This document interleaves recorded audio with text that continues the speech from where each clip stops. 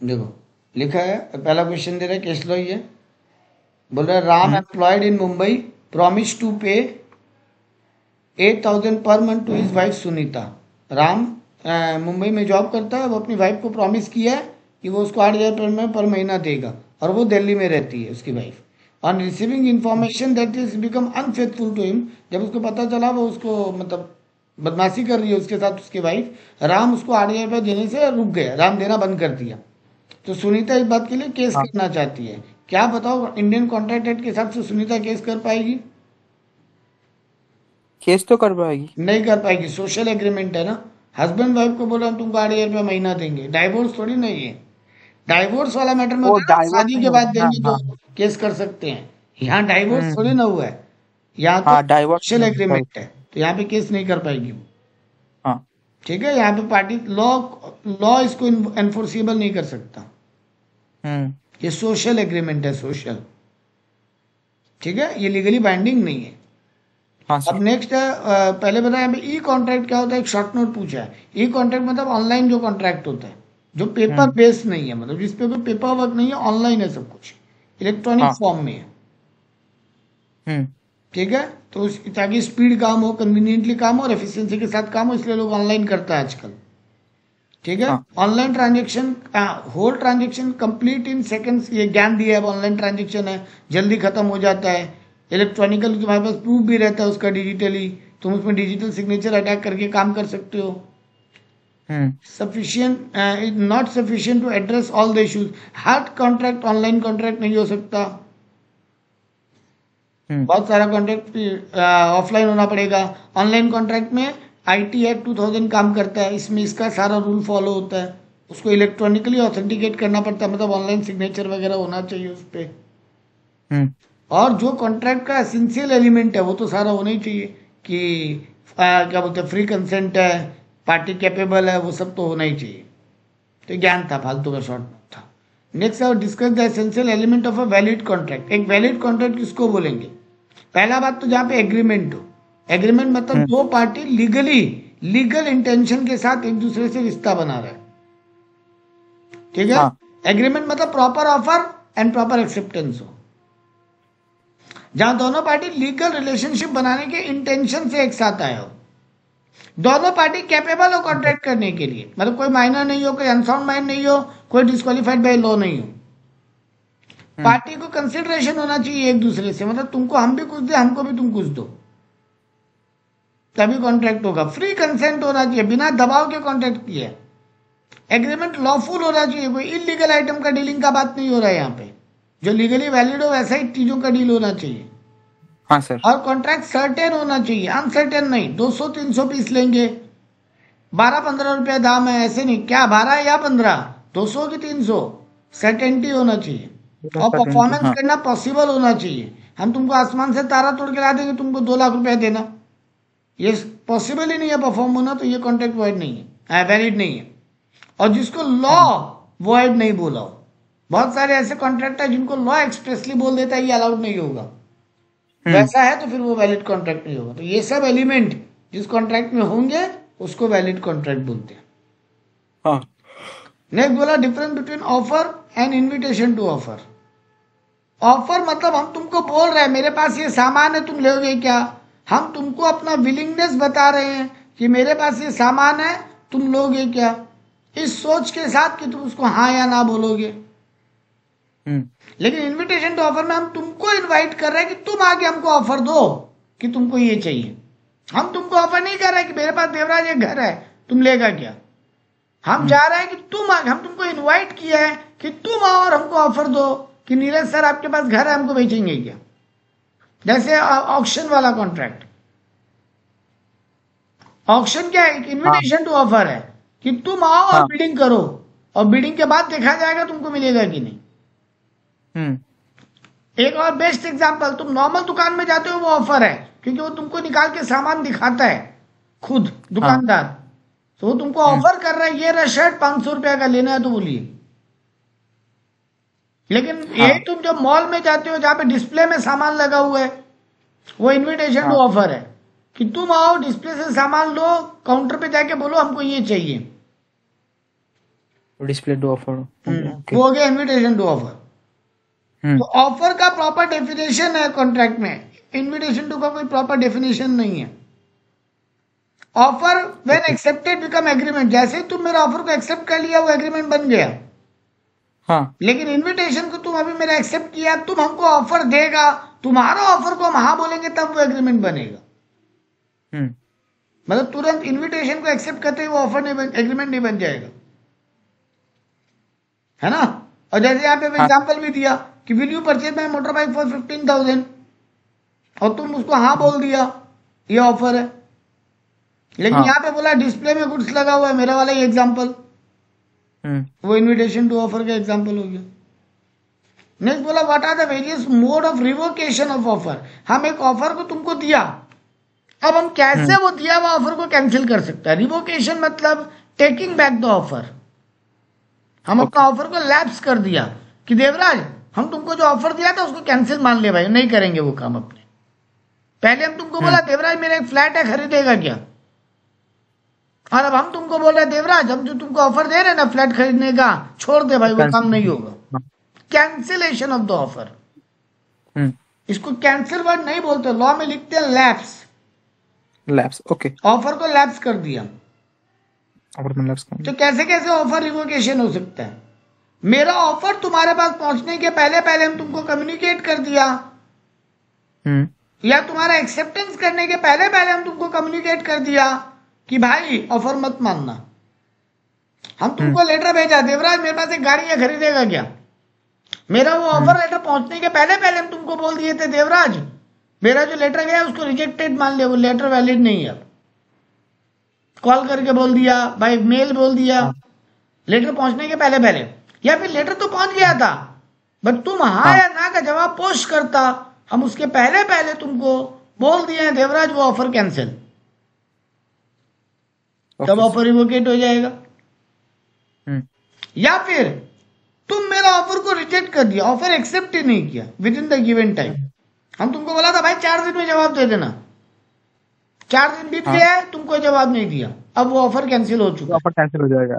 अब तुम बाद में हाँ भी बोलेगा तो ऑफर वैलिड नहीं होगा, वो मेरे ऊपर है फिर वैलिड होगा कि नहीं। ऑफर में कुछ कंडीशन रखा था, वो कंडीशन अब फुलफिल नहीं हो सकता। हम तुमको बोला था कि अगर मेरे फैक्ट्री में अगले 1 महीने के अंदर 2 लाख पीस बन गया तो हम तुमको सामान देंगे, लेकिन 1 महीने में 2 लाख पीस नहीं बन पाया, हाँ, तो फिर अब ऑफर कैंसिल ही हो गया। या फिर ऑफर देने वाला या लेने वाला मर गया या पागल हो गया, अनसाउंड माइंड। काउंटर ऑफर दे दिया तुम मेरे को। हम तुमको ऑफर दिया था देवराज 2 लाख में गाड़ी लोगे क्या, तुम बोला 1.5 लाख में देंगे क्या, तुम मेरे को काउंटर ऑफर दे दिया, तो पहले वाला ऑफर रिजेक्ट हो गया। अब हम तुमको बोला नहीं 1.5 लाख में तो नहीं देंगे, तो तुम बोला अच्छा ठीक है कोई बात नहीं, चलो 2 लाख में ही दे दो। फिर हम बोला नहीं अब हम नहीं देंगे, तुम बोला ऐसे कैसे नहीं दोगे, तुम तुमको दिए थे ना 2 लाख का ऑफर, हम एक्सेप्ट तो कर रहे हैं ना। हम बोला भाई तू मेरा ऑफर को रिजेक्ट कर चुका काउंटर ऑफर दे के, अब वो दोबारा वो 2 लाख वाला ऑफर वैलिड होगा कि नहीं वो मेरे ऊपर है, क्योंकि वो ऑफर लैप्स हो गया तुम्हारा काउंटर ऑफर देते ही। ठीक है, offer is not accepted according to the prescribe mode. हम तुमको बोले थे ऑफर को अगर एक्सेप्ट करना हो ना भाई मेल ही जवाब देना, मेल, ईमेल करना, ईमेल। तुम ईमेल की जगह व्हाट्सएप मैसेज या कॉल कर दिया कि नीरज सर आपका ऑफर हम लेने को तैयार है। तुम हम जिस तरीके से बोले तो उस मोड में तुम एक्सेप्ट नहीं किया ना। हम तो बोले थे ईमेल से जवाब देना और व्हाट्सएप में जवाब दे दिया, व्हाट्सएप या कॉल से तुम हमको जवाब दिया। मतलब मेरा वाला मोड, जिस मोड में हम आंसर करने बोले थे उस मोड में तुम आंसर नहीं किए, वो मोड फॉलो तो नहीं भैया किया, वो ऑफर लैप्स हो गया। जैसे बहुत सारा गवर्नमेंट डिपार्टमेंट में बोला जाता है रजिस्टर्ड पोस्ट से ही तुम अपना डॉक्यूमेंट भेजना, तुम नॉर्मल पोस्ट से भेज दिया तो वैलिड नहीं होगा, वो ऑफर वहीं लैप्स हो गया। ठीक है, या फिर लॉ चेंज हो गया इंडिया में। हम तुमको जब ऑफर किया तब वो चीज भेजना लीगली अलाउड था। जैसे ही तुम्हारा मेरा डील होने का बाद हम तुमको ऑफर भेजे, उसके तुम्हारा एक्सेप्टेंस के पहले पहले इंडिया में लॉ बदल गया और वो चीज को गवर्नमेंट ही बैन कर दिया। सर अब ऑफर का कोई मतलब नहीं बचा, गवर्नमेंट लीगली उसको बैन कर दिया, हम लोग कैसे डील कर सकते हैं। जैसे 1986 के पहले सिंगापुर में नॉर्मली दुकानों में ड्रग्स बेचना अलाउड था। लेकिन उसके बाद जैसे लॉ ही वो चेंज होता गवर्नमेंट है। उस पर बैन लगाया, अब कोई का अगर ऑफर दिया हुआ है उस दौरान, तो वो ऑफर अपने आप ही कैंसिल हो जाएगा, हम्म। क्योंकि अब तो गवर्नमेंट बैन कर दिया उसको। हाँ। नेक्स्ट बोला, state the difference in rules of making offer and acceptance when the mode of making the same varies from post to telephone and email as governed by the Information Technology Act। Again वही बोल रहे हैं, तुमको by post बोला था, तुम telephone से answer दिया, तो वो हम्म। सब कॉन्ट्रैरी हो जाएगा। हम जैसे मोड में बोला तो उस मोड में तुम नहीं किया, तो वो हाँ। एक्सेप्ट, वो ऑफर वैलिड ही नहीं रहेगा, है ना। हम्म। तो एक तो बात बोला कि जिस मोड में बोला उसमें एक्सेप्ट करो। लेकिन अब आता है भाई पोस्ट में, अगर हम बोला हाँ। भाई पोस्ट हम तुमको ऑफर भेजा और तुम भाई पोस्ट ही मेरे को एक्सेप्टेंस भेजेगा, हाँ। तो उसमें कब तक ऑफर वैलिड होगा, कब ऑफर लैप्स हो जाएगा, वो बात हम पढ़ाया था लॉ में, दोबारा बोल देते हैं। मान लो हम 15 अप्रैल को तुमको लेटर पोस्ट किया कि देवराज मेरे पास एक 3 लाख का गाड़ी है, तुम खरीदेगा क्या। हाँ। 15 अप्रैल को लेटर हम छोड़ा, तुम्हारे पास वो लेटर 18 अप्रैल को पहुंचा, हम्म। तो मेरे पास 18 के पहले तक का टाइम है अपने ऑफर को वापस ले लेने का। हाँ। तो ऑफर लैप्स करने का मौका कब तक है, या ऑफर को 18 कंप्लीट के कब बाद। मानेंगे, ऑफर कंप्लीट हो गया कब मानेंगे, जब लेटर 18 तुमको के मिल बाद। गया 18 हाँ। को। हम्म। एक नंबर बात पढ़ ली आपने। अब आओ 2 नंबर हाँ सर। बात पे। तुम 18 को लेटर पढ़ा, 19 को लेटर छोड़ा कि हाँ सर आपका गाड़ी लेने को हम तैयार है, हम्म। तुम 19 को लेटर पोस्ट किया और वो लेटर मेरे को 28 अप्रैल को मिलेगा, 20 अप्रैल को। हाँ सर। तो तेरे पास अपना एक्सेप्टेंस को कैंसिल करने का कब तक मौका है, 20 तारीख तक। 20 तारीख तक। मतलब ऑफर हो या एक्सेप्टेंस, देने वाला के लिए कैंसिल करने का आखिरी मौका है जब तक सामने वाले के पास पहुंच नहीं जाए। हम्म। क्लियर। हाँ सर। और मेरे लिए एक्सेप्टेंस कब कंप्लीट हो जाएगा, जिस दिन तुम लेटर छोड़ दिया। हाँ। तो ऑफर और एक्सेप्टेंस देने वाले के लिए तब कंप्लीट जब सामने वाले के पास पहुंच जाए, और लेने वाले के लिए तब कंप्लीट जब छोड़ दिए। हाँ सर। यही बात भाई पोस्ट में काम करते हैं, यही बात यहां पूरा लिखा हुआ है। लेकिन ये चीज टेलीफोनिक कन्वर्सेशन में काम नहीं करेगा। मेरा बात तुमको सुनाई दिया, उसी समय ऑफर कंप्लीट, और तुम ओरली एक्सेप्ट करेगा उसको, ठीक है ना। ईमेल हाँ में सर। भी ये रूल काम नहीं करेगा, ईमेल भी तुरंत पहुंच जाता है। यही बात यहां पे लिखा है। नेक्स्ट बोला, young boy rain away from his father's home. एक बेटा अपने बाप के घर से भाग गया। His father issued A pamphlet offering A reward of 5 lakh for anybody who would bring the boy home. बेटा भाग गया घर से, बाप पैम्पलेट छपवाया है, जो मेरा बेटा को ढूंढ के लाएगा उसको 5 लाख रुपया देंगे। Arun saw the boy at railway station and sent an email to the boy's father. हाँ। अरुण बेटे को रेलवे स्टेशन पे देख लिया, वो बाप को एक ईमेल भेजा है कि आपका बेटा यहाँ पे है। क्या अरुण को अवार्ड मिलेगा? हाँ। तो देखो यहाँ पे क्या लिखा था, कम्युनिकेशन ऑफर में भी जनरल और specific, where an offer is made to a specific person it is called. यहाँ पे फालतू ज्ञान दिया, ये वाला टॉपिक काम का ही नहीं है यहाँ पे। सर मिलेगा तो नहीं लगता है, ये पर स्पेसिफिक बोला था घर जाके छोड़ देगा। Bring the home, bring the boy go to अरे होम। ब्रिंग द बॉय हम क्या मतलब, ढूंढ के निकालने का बात हुआ ना। हाँ, घर पे छोड़ने का बात हुआ था वही तो। नहीं नहीं, स्टेशन में था ये मिलेगा तो। मिलेगा मिलेगा मिलेगा, वो ढूंढ मिलेगा। दिया ना, हाँ ढूंढ के दिया ना बेटा को। मेन यहाँ पे ढूंढना इंपॉर्टेंट था, ओके। तो ढूंढ के दिया। देखो यहाँ पे क्या लिखा है, it was held that handbill was an offer open to the world. ये ऑफर सबके लिए था, कोई भी ढूंढ के देगा उसको पैसा मिलेगा। यहाँ पे ना पता है लोग टॉपिक क्या पकड़ा है, यहाँ पे लोग टॉपिक पकड़ा है कि क्या ये ऑफर अरुण को था कि किसी स्पेसिफिक आदमी को था। ये ऑफर तो सबको था ना, ये जनरल ऑफर था। हाँ। ये स्पेसिफिक ऑफर नहीं था। तो जनरल ऑफर सबके लिए वैलिड होता है, जो भी ढूंढ लेगा उसको अवार्ड मिलेगा। हाँ। तो यहाँ पे इसीलिए पहले वाला पैराग्राफ में समझाया कि जनरल ऑफर और स्पेसिफिक ऑफर क्या होता है। जनरल ऑफर जो सबके लिए वैलिड हो, स्पेसिफिक ऑफर जो पर्टिकुलर पर्सन के लिए हो। और फिर यहाँ पे बताया कि ये वैलिड की ये इसके लिए भी वैलिड है। अब वो ईमेल से जवाब दे चाहे कैसे भी जवाब दे, ओके। तो उसका बेटा को ढूंढ के निकाला, उसको अवार्ड मिलेगा। नेक्स्ट बोला, A invite B to stay with him during winter vacation at his residence. A B को इनवाइट किया है कि विंटर वेकेशन में तुम मेरे घर पे आके रहो। B accept the invitation inform A accordingly. B of accept भी कर लिया और ए को खबर भेज दिया। When B reaches A's house he find it locked.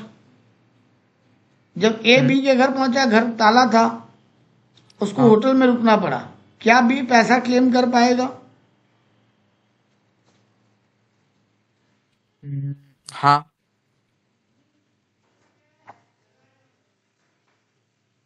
हाँ सर।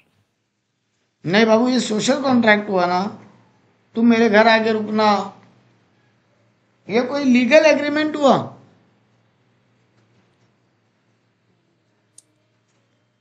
तुम बात समझो देवराज। कॉन्ट्रैक्ट एक्ट बात करता है कोई लीगल एग्रीमेंट, कुछ खरीदने बेचने का बात, कोई बिजनेस डीलिंग का बात, ठीक है ना। हाँ सर, ये तेरे घर समझ तुम गया। हमको इनवाइट किया और तुम हमको नहीं मिला अपने घर पे, उसके कारण मेरा पैसा कोई खर्चा हो गया, ये कोई लीगल एग्रीमेंट ही नहीं हुआ। तो essential element of a valid contract में एक लीगल एलिमेंट होना चाहिए। कोर्ट बोलेगा ये घर में आके रुकने, ये सब मैटर को थोड़ी ना हम कोई लीगली ले पाएंगे, जो सोशल ऑब्लिगेशन हो गया। बेटा, बाप बोला बेटे को तुम इस बार फर्स्ट आओगे हम तुमको गाड़ी दिलाएंगे या बाइसाइकिल दिलाएंगे, मोटरसाइकिल दिलाएंगे, लैपटॉप दिलाएंगे। बेटा ये सब सोशल एग्रीमेंट है ना। हाँ सर। ये एग्रीमेंट वैलिड नहीं होगा, इसको कोर्ट केस नहीं कर पाओगे तो, ठीक है ना। तो यहाँ पे पहले यही बात समझाया कि पहले तो बोला कि एक एग्रीमेंट बोलेंगे किसको, जब एक आदमी दूसरे आदमी को कोई प्रपोजल दे और सामने वाला एक्सेप्ट कर ले, तो ये एग्रीमेंट तो है। हाँ। लेकिन क्या ये कॉन्ट्रैक्ट है? कॉन्ट्रैक्ट होने के लिए डेफिनेशन क्या? एग्रीमेंट में लीगल ऑब्लिगेशन होगा तब कॉन्ट्रैक्ट होगा। हाँ। जिसको कोर्ट में तुम फोर्स कर पाओ, एनफोर्सिएबल बाय लॉ होगा, लीगल ऑब्लिगेशन होना पड़ेगा। यहां पे कोर्ट कुछ नहीं कर सकता बेटा,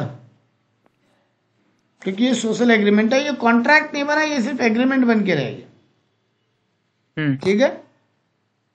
नेक्स्ट एक और बोला, Aman hired a room in a hotel and paid a week rent in advance. Aman एक रूम लिया और एडवांस में भाड़ा भेज दिया 1 हफ्ता का। After registering he went up to the occupy the room. Aman found a notice on the wall that the proprietor will not be responsible for article lost or stolen unless handed over to the manager or the hotel for safe custody। हम तुम्हारे hotel में एक room book किया, 1 हफ्ते का advance तुमको भेज दिया।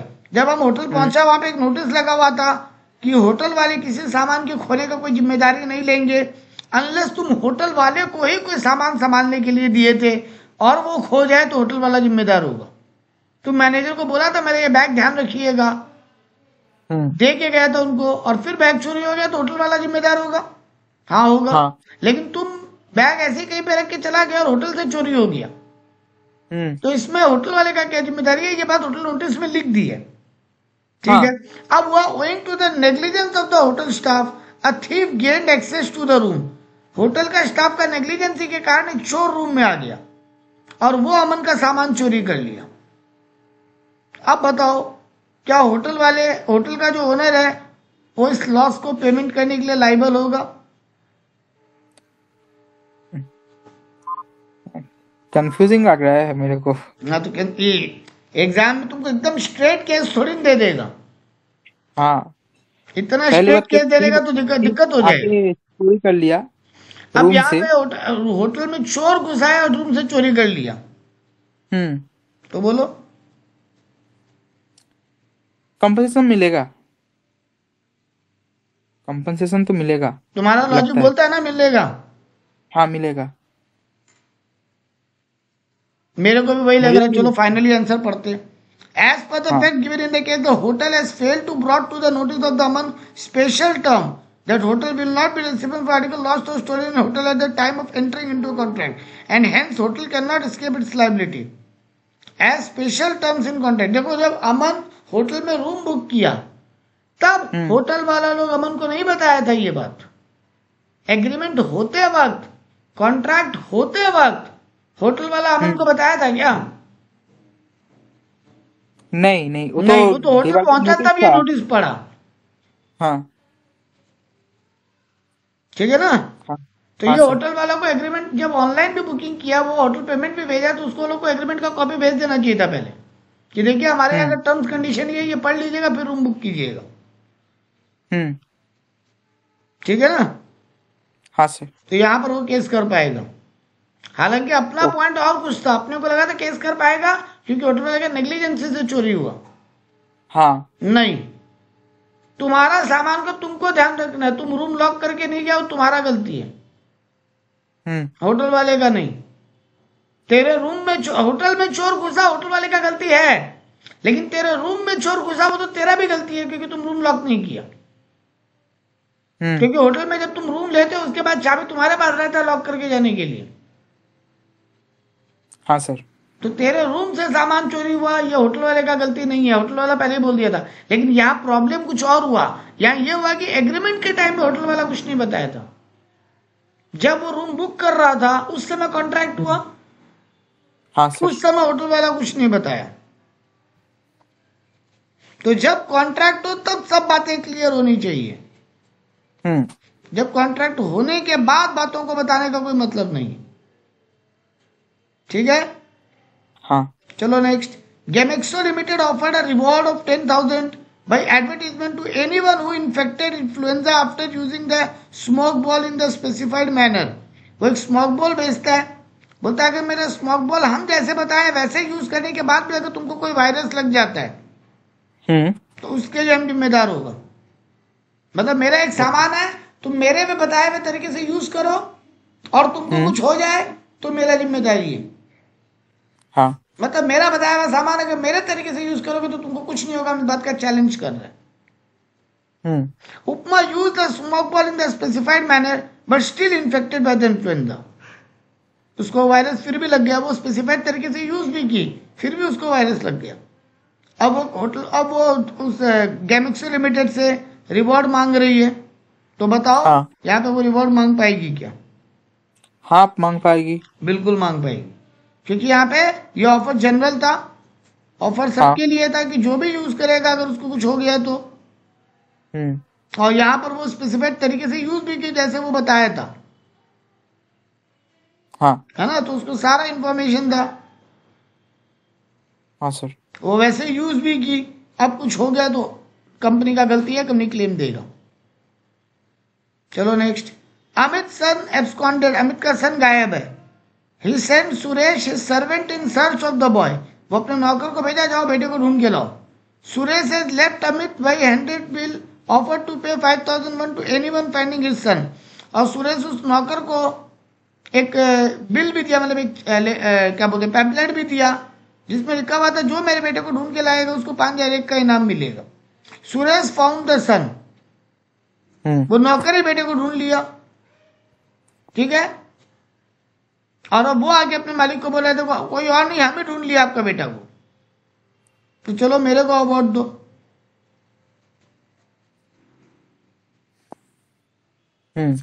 तो बोलो। अच्छा नहीं, नौकर को हैंड बिल नहीं दिया। नौकर के जाने के बाद वो कहीं पे नोटिस लगाया कि जो मेरे बेटे को ढूंढ के लाएगा उसको 5,001 का इनाम देंगे। तो देखो बेटा चोरी हो, बेटा गायब है, बाप नौकर को भेजा, जाओ बेटे को ढूंढ के लाओ। नौकर के जाने के बाद वो नोटिस लगाया कि जो मेरे बेटे को ढूंढ के लाएगा उसको 5,000 का इनाम देंगे। नौकर बेटे को ढूंढ लाया, अब नौकर आके इनाम मांग रहे हैं। हाँ। क्या नौकर इनाम के लायक, इनाम का हकदार है? हाँ इनाम का तो हकदार है। नहीं है। नौकर को यह बात पता नहीं था कि बेटे को ढूंढने पे इनाम मिलेगा। तुमको इस बात का प्री नॉलेज नहीं था। उसके जाने के बाद लगा तो हाँ, उसके जाने के बाद लगाया, वो नोटिस पढ़ा नहीं है। वो नोटिस, वो बिना नोटिस के जानकारी के बेटे को ढूंढा है। ओके। तो प्री नॉलेज होना जरूरी है। ये ऊपर वाला बात में भी यही था ना कि तुम होटल में रूम बुक किया, कॉन्ट्रैक्ट के टाइम तुमको जानकारी नहीं था ना वो चोरी वाला बात का।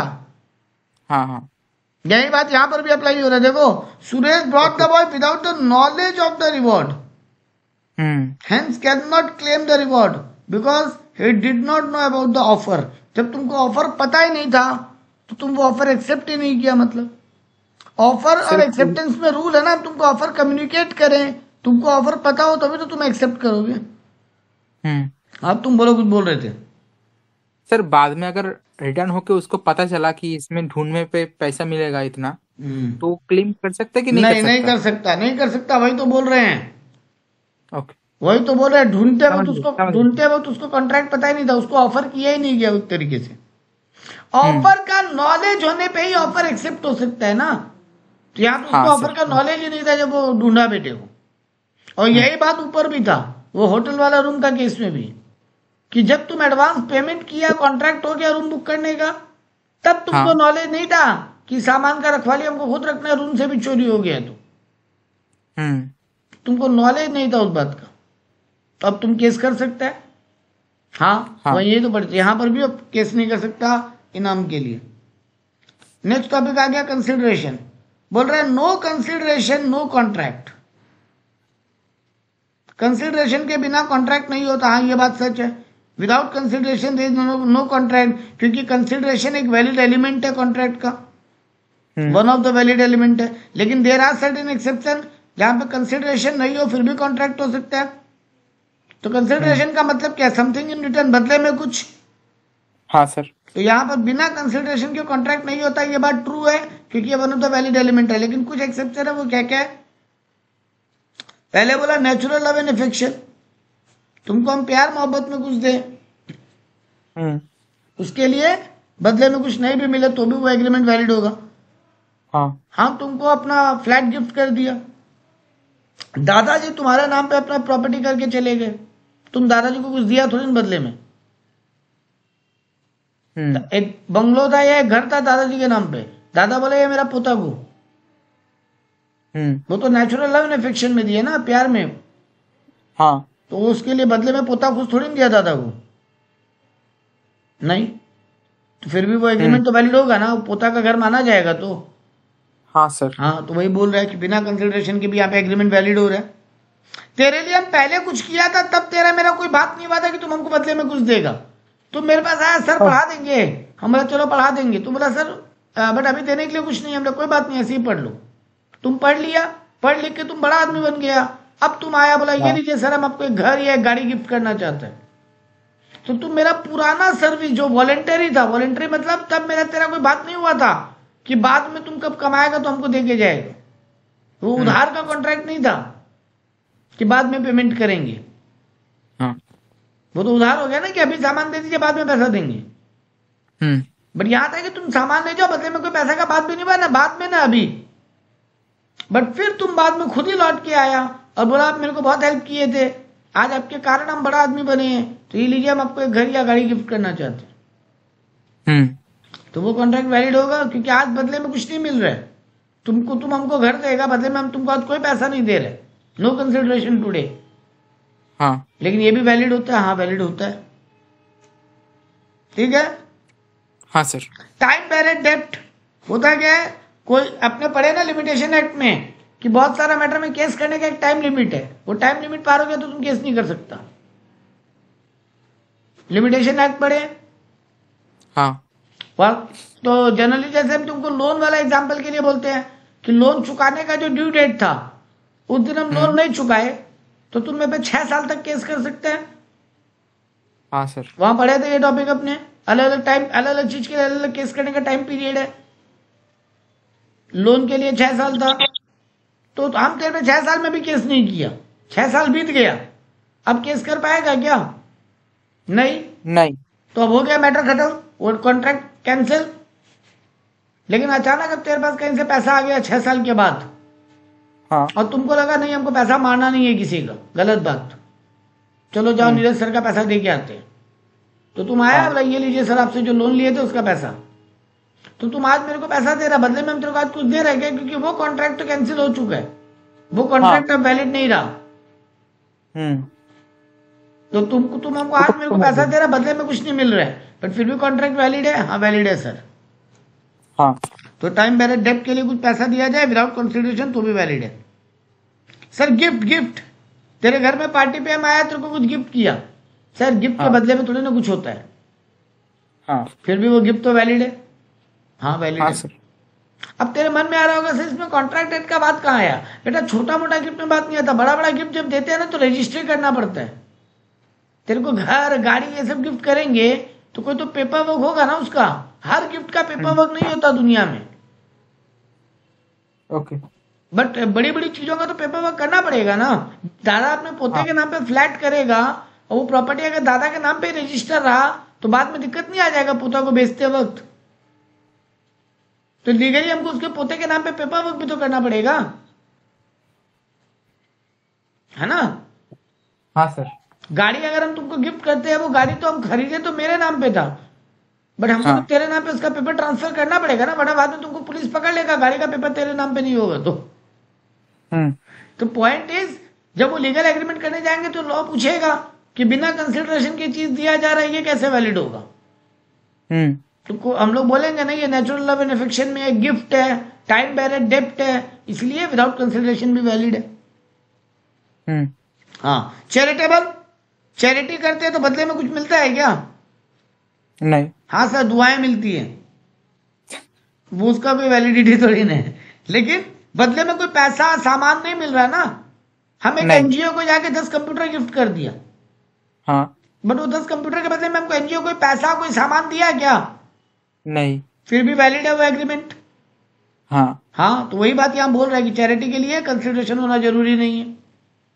एंड लास्ट, एजेंसी बनाने के लिए जनरली तुमको पता होगा देवराज, बहुत सारी बड़ी बड़ी कंपनियां तुमको अपना एजेंट बनाती है, बदले में एजेंसी का फीस लेती है। हाँ। मतलब एजेंसी का लाइसेंस देने का, जैसे हम डोमिनोज का फ्रेंचाइज लिया तो डोमिनोज में से होगा ना स्टार्टिंग में 20 लाख 30 लाख रुपए लेगा लाइसेंस देने का। हाँ। तो वो बिना, जनरली क्या हो गया, वो हमको लाइसेंस दिया, बदले में लाइसेंस का फीस लिया। तो यहाँ पे तो कंसिडरेशन हो रहा है दोनों को एक दूसरे का, है ना। लाइसेंस के बदले पैसा मिल रहा है, पैसे के बदले लाइसेंस मिल रहा है, तो दोनों को हाँ सर। कंसिडरेशन मिल रहा है, समथिंग इन रिटर्न। लेकिन देवराज एक प्रॉब्लम है, मान लो हमको कोई कंपनी अपना एजेंट बनाया बिना लाइसेंस फीस के। मान लो बिना हम लाइसेंस डोमिनोज फीस। को बोला कि नहीं भैया हमको तो नहीं देना लाइसेंस फीस, मत दो अपना फ्रेंचाइज, बट डोमिनोज को लगा इसका लोकेशन बहुत बढ़िया है और इसका कॉन्टैक्ट भी बहुत स्ट्रांग है, ये माल बेच लेगा। वो कंपनी को लगा इसको फ्रेंचाइज देना चाहिए, लाइसेंस अपना एजेंट बनाना चाहिए इसको अपना, हाँ। क्योंकि इस एरिया में मेरा बहुत अच्छा जान पहचान है। तो उस कंपनी को लगा इसको अपना एजेंट बनाएंगे तो बहुत माल बिकवाएगा। लेट्स से ब्रिटेनिया हमको अपना एजेंसी देने आया, बोला एजेंट बनने के लिए 10 लाख रुपया फीस है नीरज। हम बोले भैया ले जाओ अपना एजेंसी, हमको नहीं देना है फीस तुमको। बट उसको लगा अरे नीरज का इस एरिया में बहुत दुकान में जान पहचान है, बहुत सॉलिड माल बिकवाएगा। वो लोग बोला चलो कोई बात नहीं, तुमसे बिना एजेंसी का फीस लिए तुमको अपना एजेंट बनाते हैं। Is it valid? हाँ सर वैलिड तो है। यही बात यहाँ पे बोला है, एजेंसी अगर किसी को अपना एजेंट बनाते हैं बिना फीस के भी, वो भी वैलिड हो जाएगा। तो ये सब चीजें बिना एग्रीमेंट के भी वैलिड है, बिना कंसिडरेशन के भी वैलिड है। ठीक है। Next, X and Y are husband and wife. X by registered document after receiving quarrel and disagreement between himself and his wife promised to pay his wife sum of money for her maintenance and separate residence। X और wife husband थे, दोनों का तलाक हुआ लड़ाई झगड़ा के कारण। हाँ। एक्स बोला अपनी वाइफ को कि तुमको महीने का इतना रुपया भी देंगे और एक रहने के लिए घर भी देंगे डिवोर्स के बदले में। क्या ये सोशल एग्रीमेंट है?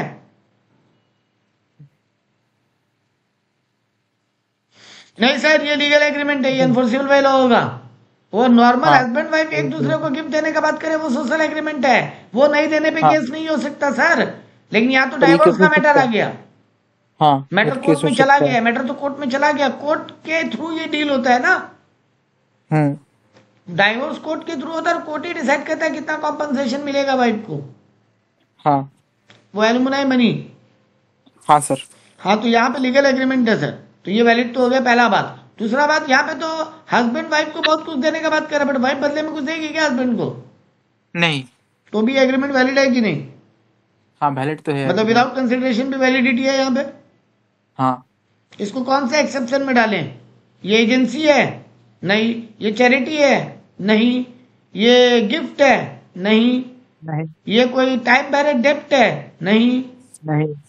ये है क्या? Natural love and affection. Natural law and affection. हाँ है तो सही, लेकिन सर अजीब बात लगता है, डाइवोर्स भी हो रहा है और नेचुरल लव एंड अफेक्शन का बात भी हो रहा है ना देवराज? हाँ सर अगर इतना ही लव एंड अफेक्शन है तो डाइवोर्स क्यों ले रहे हैं? पैसे पैसे पैसे। मतलब हमारा लॉ भी है ना, मतलब अजीबोगरीब बात लिखता है। बोलता है ये नेचुरल लव एंड अफेक्शन में दे रहा है, इसलिए कंसिडरेशन का जरूरत नहीं है। काहे का लव एंड अफेक्शन सर? चलो ठीक है। वो अपने व्हाट को डू यू मीन आधा बाय, बांटने के लिए। हाँ, what do you mean by privity of contract? Contract में प्राइवेटी का मतलब क्या है? प्राइवेटी का मतलब ये होता है देवराज, स्ट्रेंजर कॉन्ट्रैक्ट में केस नहीं कर सकता। तेरा मेरा, अच्छा। तेरे मेरे बीच में डील हुआ, हाँ अगर मान लो वो डील तुम तोड़े या हम तोड़े, क्या अभिषेक सर हाँ। केस कर सकते हैं इस मैटर में? नहीं। Normally no. यही होता है प्राइवेटी, कि कॉन्ट्रैक्ट में जिन लोगों का नाम मेंशन है वही लोग एक दूसरे पे केस कर सकता है। थर्ड पार्टी, हाँ। Outsider, stranger. Stranger to the contract का मतलब होता है, स्ट्रेंजर मतलब यहाँ एकदम स्ट्रेंजर नहीं, जिसका उस कॉन्ट्रैक्ट में नाम नहीं है वो स्ट्रेंजर है। ओके। लॉ को ये मतलब नहीं है कि तुम अभिषेक को जानता है, मैं अभिषेक को जानता है, तो स्ट्रेंजर कैसे हुआ सर? लॉ बोलता है वो स्ट्रेंजर है क्योंकि इस कॉन्ट्रैक्ट में नीरज और देवराज का नाम मेंशन है खाली, तो हर तीसरा आदमी जिसका कॉन्ट्रैक्ट में नाम मेंशन नहीं है वो सब स्ट्रेंजर है। तो स्ट्रेंजर कॉन्ट्रैक्ट नहीं, स्ट्रेंजर केस फाइल नहीं कर सकता कॉन्ट्रैक्ट में, सिंता रूल। ठीक बात? हाँ। लेकिन कब कब स्ट्रेंजर भी कॉन्ट्रैक्ट में केस कर सकते हैं? अगर ये चैरिटेबल ट्रस्ट का बात हो रहा है, मान लो एक ट्रस्ट है, मेरा एक बहुत बड़ा बिल्डिंग है जहां पे हम एनजीओ चलाते हैं, ठीक है, तो ट्रस्टी तो हम हुआ, जो ट्रस्ट चलाता है वो ट्रस्टी हुआ, और जिन गरीब बच्चों के लिए वो ट्रस्ट चल रहा है, अनाथ बच्चा लोग या बुढ़ा लोग, वृद्धाश्रम, वो लोग हो गया बेनिफिशियरी। जिनके लिए हाँ। ट्रस्ट चलता है वो बेनिफिशियरी होता है, और जो ट्रस्ट चलाता है वो ट्रस्टी होता है। तो यहाँ एग्जाम्पल में नीरज ट्रस्टी है और वो कुछ अनाथ बच्चों का आश्रम चलाता है, ठीक है। हाँ नीरज का बिल्डिंग है, नीरज देवराज को बेचने का बात कर लिया। नॉर्मली तो ये ठीक ही लग रहा है कि हाँ सर नीरज का बिल्डिंग है, नीरज देवराज को बेच ही सकता है। हाँ। तो यहाँ पे दो पार्टी कौन हुआ कॉन्ट्रैक्ट में? नीरज और देवराज। हाँ। तो अगर कॉन्ट्रैक्ट कोई तोड़ेगा तो नीरज देवराज पे केस कर सकता है, देवराज नीरज पे केस कर सकता है। हाँ। लेकिन सर क्या वो बेनिफिशियरीज, वो अनाथ बच्चे या वृद्धाश्रम में तो वृद्ध लोग, हाँ। ओल्ड एज पीपल, क्या वो लोग केस कर सकते हैं? हाँ कर सकते केस। हाँ, क्योंकि वो बेनिफिशियरी है। हाँ। तो ट्रस्ट के केस में बेनिफिशियरी केस कर सकता है। वैसे ही असाइनी, हम कॉन्ट्रैक्ट देवराज को असाइन कर दिया था, हम एक कॉन्ट्रैक्ट साइन किया था अभिषेक के साथ। हाँ। या मान लिया हम देवराज के साथ कॉन्ट्रैक्ट साइन किया था कि हम देवराज को पढ़ाएगा, बट अब हम बोल दिया देवराज की मेरे जगह अभिषेक सर पढ़ाएंगे। हिसाब से यहाँ पे कॉन्ट्रैक्ट नीरज और देवराज का है, अभिषेक का नाम कहीं भी नहीं है एग्रीमेंट में। जब स्टार्टिंग में एग्रीमेंट हुआ था कि पढ़ाएंगे, लेकिन अगर बाद में कुछ कॉन्ट्रैक्ट में मान लो देवराज फीस नहीं देता है, तो क्या अभिषेक केस कर सकता है? हाँ, क्योंकि अब ये कॉन्ट्रैक्ट हम अभिषेक को असाइन कर दिया था कि वो पढ़ाएगा, और वो तुमको पढ़ाया और तुम फीस नहीं दिया, तो यहाँ पे तो वो असाइन ही हो गया ना, असाइनी भी केस कर सकता है, भले ही एग्रीमेंट में नाम तेरा मेरा मेंशन था। ठीक है ना? जैसे बड़ा कंपनी होता है ना कि 5 लाख पीस बनाने का ऑर्डर ले लिया, पूरा ऑर्डर खुद नहीं कर पा रहा है, तो बोला ठीक है हम 4 लाख पीस बना देंगे, 1 लाख पीस मेरा एक और दोस्त है वो भी बनाता है, उसको बोल दिया वो तुमको डिलीवर कर देगा, तुम बोला ठीक है, ठीक है ना। लेकिन अब क्या हुआ, वो हम तुमको 4 लाख डिलीवर कर दिया, वो भी तुमको 1 लाख डिलीवरी दे दिया, और तुम मेरे को तो 4 लाख का पैसा दे दिया, उसको 1 लाख का पैसा नहीं दे रहे, और तुम बोल रहा है कि वो 1 लाख पीस तो नीरज सर नहीं दिए ना, और केस तो मेरे पे खाली नीरज सर कर सकते हैं। बट क्या यहाँ पे तुम पे वो जो आदमी जिसको हम बोला है वो 1 लाख डिलीवरी करेगा, वो भी केस कर सकता है ना? हाँ तो लॉजिकली यस। तो यही बात यहाँ पे लिखा है कि किसी और को अगर कॉन्ट्रैक्ट असाइनमेंट में दे दिए हैं, डेथ के केस में, इंसॉल्वेंसी के केस में तो केस असाइंड होता ही है, हाँ, तो उस केस में वो भी केस कर पाएगा सर। फैमिली का सेटलमेंट हो रहा हो, मतलब फैमिली का ब्रेकअप, वो बंटवारा, हाँ, 3 भाई का फैमिली है, बंटवारा हो रहा है, हिसाब से तो प्रॉपर्टी के मालिक तो 3 भाई है, हाँ, लेकिन क्या घर की फीमेल मेंबर्स, घर के अदर मेंबर केस कर सकते हैं? क्या लगता है? हाँ कर सकते हैं, हाँ कर सकते हैं। तो यही बात देखो, लॉ में मैक्सिमम बात है ना देवराज, कॉमन सेंस पे लो। हाँ सर ये तो होना ही चाहिए ना, तो ऑब्वियस बात है, तो यहाँ पे भी लॉ बोलता है हाँ बात होना तो चाहिए ही। मेरा एजेंट है एक, वो तेरा मेरा डील करवाया था, हाँ, अब तुम डील तोड़े हम डील तोड़े, क्या एजेंट केस कर सकता है? हाँ सर, क्योंकि वो डील करवा के दिया, भले एग्रीमेंट में उसका नाम नहीं है तो क्या हुआ? स्ट्रेंजर है तो पर्सन क्या है। हुआ, केस तो वो कर सकता है, क्योंकि इसमें उसका कमीशन भी तो अटका हुआ है हाँ या उसका रेपुटेशन अटका हुआ है ना। मान लो वो तेरे को बोला था हाँ नीरज सर दे देंगे आपको 5 लाख पीस, अब नीरज दे हाँ नहीं रहा है, तो तुम तो उस एजेंट तो का फिर गला पकड़ेगा ना, क्या पार्टी पकड़ के लाया, हाँ और तुम तो उस एजेंट को बदनाम करेगा, क्या फालतू एजेंट है, ऐसा पार्टी लेके आता है जो काम ही नहीं करके देता। तो भाई उसका रेपुटेशन खराब हो रहा है ना मार्केट में, उसके अगली बार उसको कोई काम नहीं देगा। तो वो हाँ मेरे पे केस किया, हम बोला नहीं मेरे पे केस तो देवराज कर सकता है ना, क्योंकि मेरा और देवराज का एग्रीमेंट था माल देने का। तो नहीं सर वो एजेंट भी आप पे केस कर सकता है। ठीक बात है सर, चलो नेक्स्ट पे आ जाओ। Contract can not confer rights और impose obligation arising under a person agent except the party to the contract. यहाँ पे वही बोल रहा है कि जो पार्टी था कॉन्ट्रैक्ट का वही एक दूसरे पे राइट्स का केस कर सकते हैं, एजेंट नहीं। नहीं सर ये फॉल्स बात है, एजेंट कर सकता है, अभी तो ऊपर पड़े हैं, तो उसी को बात को यहाँ पे केस लॉ में कर दिया। ठीक है, ओके। नेक्स्ट बोला F for natural love and affection promise to give his daughter D 1 lakh rupees but after some time F refuse to fulfil the promise. क्या डी केस कर सकती है? बाप बेटी को बोला हम तुमको 1 लाख रुपया देंगे नेचुरल लव एंड अफेक्शन में, बाप देने से मना कर दिया, अब क्या बेटी केस कर सकती है? अरे बेटा फिर तुम गलती कर दिए। ये कोई लीगली वैलिड एग्रीमेंट हुआ? बेटा बाप नहीं नहीं, बाप बेटी को दे बाप दिए, बेटी को बोला बेटी को दे दिए। हम तुमको 1 लाख रुपया दे देंगे, हाँ अब बाप देने से मना कर दिया, नहीं देंगे 1 लाख रुपया। पैसे पेड़ पे उगते हैं क्या? बाप बेटी को डायलॉग मार रहा है, कमा के लाओ खुद। तो बेटी केस करने चले गई कोर्ट में। नहीं नहीं, ये वैलिड नहीं होगा। हाँ ये केस हमको थोड़ा धीरे पढ़ाना चाहिए, मेरी भी बेटी है वो केस कर देगी।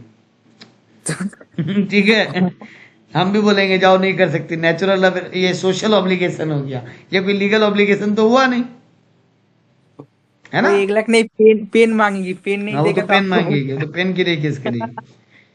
नेक्स्ट बोला John who is known minor, मतलब सबको पता था कि जॉन एक माइनर है, हाँ वो फ्रॉडलेंटली किसी को बताया कि मेरा एज हो गया अभी मेजोरिटी का, और एक मोटर कार का डील करके आ गया, और बदले में एक प्रोमिसरी नोट यानी बीआर बिल्स रिसीवेबल भी दे के आ गया। हाँ he does not knowingly honour his promise note. अच्छा he does not knowingly honour his promissory note, जानबूझ के फिर उसका पैसा दिया नहीं, और अब वो बोला जाओ आप पैसा देंगे भी नहीं। मोटर कार वाला के पास क्या रेमेडी अवेलेबल है? तो एक आदमी है, एक लड़का है, बच्चा है, माइनर है, वो गाड़ी खरीद के लिए आया, हाँ फॉल्सफुली ये दिखा के कि वो माइनर नहीं मेजर है, और एक बिल रिसीवेबल भी साइन करके दे के आ गया, और जब मैच्योरिटी का टाइम आया बिल का पैसा लेने का, वो बोल दिया हम जाओ ये बीआर का पैसा नहीं देंगे। क्या मोटर कार वाला उस पर केस कर पाएगा? हाँ कर पाएगा। नहीं कर पाएगा। तुम लॉ ठीक से पढ़ो, वॉइड है भी नहीं, माइनर के साथ कॉन्ट्रैक्ट शुरू से वॉइड है, और माइनर अपने माइनॉरिटी का फायदा भी उठा सकता है झूठ बोल के। ये उस डीलर पे डिपेंड करता है, वो पहले ढंग से पता करे वो माइनर है कि नहीं, वो मेजर है कि नहीं, सॉरी माइनर का यहाँ पे कोई लायबिलिटी नहीं बनेगा। कोर्ट खाली इतना बोल सकते हैं, हाँ कोर्ट, अरे तुम टेंशन मत लो, तुमको लग रहा होगा सर वो गाड़ी भी रख लिया पैसा भी नहीं देगा। नहीं हम वही बताया कि कार को कोर्ट में बताएगा, कार को रिटर्न करने के लिए। हाँ हम वही बताया थे। हाँ कार ब्लेंडर को वापस मिल जाएगा, पैसा वैसा का केस भाड़ में जाओ, कुछ नहीं मिलेगा। तुम माइनर को लाइबल नहीं कर सकता, भले ही वो फ्रॉड करके आया तो भी। वो कार को रिटर्न कर देना। बच्चा है ना, बच्चा तो कुछ भी बोल सकता है ना देवराज। तो उसमें तुम बच्चे को मतलब नहीं पकड़ सकता। अब minor fraudulently over same case, वापस रिपीट केस। ठीक है, एक ही था सर, नाम चेंज कर दिया। ठीक है सर, ये भी नहीं कर सकता। नेक्स्ट टॉपिक आ गया फ्री कंसेंट। बोला फ्री कंसेंट बोलता है कि main flaws in a contract, क्या क्या चीज को फ्री कंसेंट नहीं मानते हैं। पहला बात, फ्री कंसेंट का मतलब क्या है? तुम और हम कोई डील किया, दोनों बिना किसी दबाव या कोई प्रेशर या कोई मिस्टेक से कॉन्ट्रैक्ट नहीं किए हैं, नोइंगली बिना किसी प्रेशर के कॉन्ट्रैक्ट किए। हम्म और अगर ऐसा नहीं हुआ तो वही मानते हैं कि फ्री कंसेंट नहीं है। तो जैसे इनकैपेसिटी, अगर पार्टी इनकैपेबल है तो फ्री कंसेंट नहीं है। Hmm fraud, undue influence, coercion, illegality, impossibility, mistake, misrepresentation, ये सब कॉन्ट्रैक्ट का फ्लॉज है। अगर ये हाँ सब में कॉन्ट्रैक्ट होगा वो कॉन्ट्रैक्ट कभी भी वैलिड नहीं होगा, वो इनवैलिड हो जाएगा। हम्म तो डिस्कस द कंसेप्ट ऑफ इग्नेशिया जुरिस नॉन एग्जॉस्ट। इसका मतलब ये है a mistake in the nature of miscalculation or error of judgment by one or both the parties not affect the validity of the contract to be operative, so render the contract void। अगर दोनों party mistake में, तुम भी नहीं जानता था सच्चाई, हम भी नहीं जानता था सच्चाई, वो कॉन्ट्रैक्ट वैलिड नहीं हो पाएगा, उस कॉन्ट्रैक्ट को वॉइड मानेंगे। लेकिन अब यहाँ पे बहुत कमाल का बात बोला, मिस्टेक ऑफ फैक्ट होना चाहिए, मिस्टेक ऑफ लॉ नहीं। तुम ये बोल के नहीं बच सकता कि हमको कानून नहीं पता था, तुम ये बोल के बच सकता है कि हमको बात नहीं पता था, फैक्ट। तब फिर तुमको कोई एनफोर्सिबिलिटी नहीं हो पाएगा। जैसे कि एग्जांपल देते हैं, एक शिप में सामान आ रहा था लंदन से, वो शिप डूब गया, बट हमको भी नहीं पता था वो शिप डूब गया, तुमको भी नहीं पता था वो शिप डूब गया। हम लोग डील कर लिए कि शिप में जितना सामान आएगा एक दूसरे को दे देंगे, ठीक है। हाँ सर। लेकिन सर अब शिप माल तो डूब डूब चुका गया। है, कोई एक दूसरे पे केस नहीं कर पाएगा, ठीक है। ओके। हाँ लेकिन हम लोग ये बोल के नहीं बच सकते हमको लॉ नहीं पता था। बात नहीं पता था हो सकता है, लॉ नहीं पता था नहीं हो सकता। और वो जो बात नहीं पता था ना, एग्रीमेंट का मेन बात होना चाहिए, तभी हो पाएगा। और दोनों पार्टी को बात नहीं पता था, एक को पता था एक को नहीं पता था, शिप डूब गया तो फ्रॉड हो गया। हमको पता था शिप डूब गया, फिर भी देवराज से डील करके पैसा ले लिया। सर अब तो फ्रॉड किया मेरे साथ। देवराज को पता था शिप डूब गया, फिर भी देवराज पैसा देके डील कर लिया। देवराज को जब पता था तो बेवकूफ की तरह पैसा दिया क्यों? यानी वो कुछ ना कुछ बदमाशी करना चाहता था नीरज के साथ। तो यहाँ पे तो केस बनेगा, ठीक है। तो मिस्टेक ऑफ लॉ होने से नहीं बच सकते, मिस्टेक ऑफ फैक्ट होने से बच सकते हैं। अच्छा, लॉ भी कहाँ का? तुम्हारे देश का लॉ। फॉरेन का लॉ पे तुम बोल सकते हो हमको नहीं पता था, ठीक है। हाँ। अब बोला फ्रॉड और मिसरिप्रेजेंटेशन में क्या फर्क है? फ्रॉड का मतलब जानबूझ के हम तुमको मिसगाइड किया, और मिसरिप्रेजेंटेशन मतलब सर आपको भी वही पता था जो बात आप हमको बताए। जैसे हम तुमको बोल रहे हैं अंबानी रिजाइन करने जा रहे हैं, पता है देवराज, अंबानी सुनिए, अंबानी रिजाइन करेगा, रिलायंस का शेयर गिरेगा। तो देवराज ये बात अगर हम तुमको, हमको भी यही बात पता था कि अंबानी रिजाइन करने जा रहा है और हम तुमको बताया, हाँ। ये फ्रॉड नहीं है, ये मिसरिप्रेजेंटेशन है। लेकिन फ्रॉड क्या है? जब हमको पता था कि अंबानी नहीं रिजाइन करने जा रहे हैं, पर हम तुमको झूठ बोला ताकि तू वो शेयर खरीद ले और फंस जाए, या बेच दे और फंस जाए। हाँ। तो बेटा जी ये वो फ्रॉड। तो जानबूझ के हम तुमको कोई बात बताया, 3 बातों को फ्रॉड मानते हैं देवराज, ब्रेन में फिट कर लो। नंबर 1, हम तुमको जानबूझ के कोई झूठ बताया। नंबर 2, हम तुमसे जानबूझ के कोई सच छुपाया। एंड नंबर 3, हम तुमको जानबूझ के कोई प्रॉमिस किया जो हमको पता था कि हम कभी फुलफिल नहीं करेगा। ओके। ये तीनों बातों को फ्रॉड माना है लॉ। झूठ बताया, सच छुपाया, कोई प्रॉमिस किया इस इंटेंशन के साथ कि कभी पूरा नहीं करना, ये तीनों को फ्रॉड माना गया। और इनोसेंट मिसरिप्रेजेंटेशन का मतलब ही वही हुआ कि जो बात हम तुमको झूठ बताया या तुमसे कोई बात छुपाया, वो दोनों हमको भी नहीं पता था कि झूठ है। हमको भी यही पता था वही सच है जो हम तुमको बताया। तुम पूछा सर कल अभिषेक सर क्लास लेंगे क्या? हमको भी पता था कि हाँ लेंगे। हमको भी नहीं पता था उनका तबीयत खराब है और वो नहीं लेंगे। हम बोला हाँ लेंगे, क्यों नहीं लेंगे, नॉर्मल डे है, कल वर्किंग डे है। तुम आ गया पढ़ने, और तुम जैसे पढ़ने आया पता चला अभिषेक सर बीमार है, वो तो नहीं आएंगे क्लास लेने। तुम उतना दूर से आ गया पढ़ने अपने घर से। तो द पॉइंट इज, यहां तुमको जो बहुत बोला क्या वो हमको भी पता था क्या वो बात झूठ है? नहीं सर, आपको भी नहीं पता था कि वो बात झूठ है। हम्म तो फिर वो मिसरिप्रेजेंटेशन है। लेकिन आपको पता था रिसर्च सर सॉलिड बीमार है, अब फिर भी हमको बोल दिया हाँ क्लास तो लेंगे, तो तब फिर सर वो फ्रॉड हो गया। फ्रॉड है। इतना बात समझ लो बहुत है। यहाँ पे बाकी डिफरेंस बिटवीन एक बार खाली पढ़ लेना। Okay sir. देखो फ्रॉड में बोला डेलिबरेट और विलफुल है, मतलब जान बुझ। देखो यहाँ पे हम जो 3 बात बोला था ना, हम हम्म नोइंगली तुमसे कोई सच छुपाया, जान हम्म बुझ के तुमसे कोई बात सॉरी सच छुपाया या झूठ बताया, या कोई प्रॉमिस किया जो हमको कभी पूरा नहीं करना था, हाँ। या फिर जिनको लॉ ही फ्रॉड बोले, वो बात तो फ्रॉड है। हम्म ताजमहल बेच देना, नवान्नो हाँ बेच हाँ देना, सर लॉ ही बोलता है ना ये पब्लिक प्रॉपर्टी आप कैसे बेच सकते?